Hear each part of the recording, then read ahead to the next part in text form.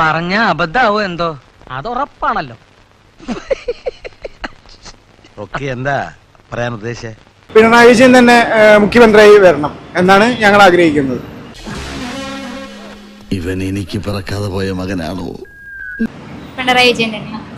ചേർത്തിക്ക് തെറ്റിയതാവനെ വഴിയുള്ളൂ. നീ എന്റെ കയ്യിൽ നിന്ന് വാങ്ങിക്കും. എടാ പൊന്നൂസേ, കരഞ്ഞുമേന്റെ മുഖം എന്റെ മനസ്സിൽ പച്ച പിടിച്ച് കിടക്കുക. പിണറായി വിജയൻ മാറ്റങ്ങൾ കൊണ്ടുവന്നില്ല. ചില കാര്യങ്ങൾ പറയുന്നുണ്ട് മാറ്റങ്ങൾ കൊണ്ടുവന്നില്ല. മാറ്റങ്ങൾ കൊണ്ടുവന്നിട്ടില്ലേ? സത്യത്തിൽ എല്ലാവരും ഒന്ന് ചിന്തിച്ചു നോക്കിയാ പോരെ. ഇതൊക്കെ അവനവന് പറ്റുമ്പോഴേ പഠിക്കൂ.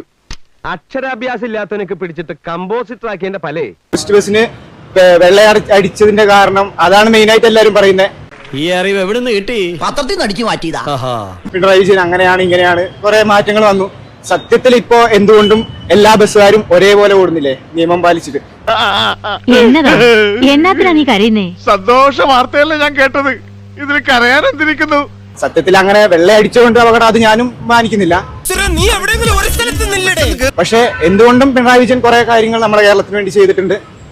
അറിയാത്ത പുള്ള ചൊറിയും പറയും. Yeah.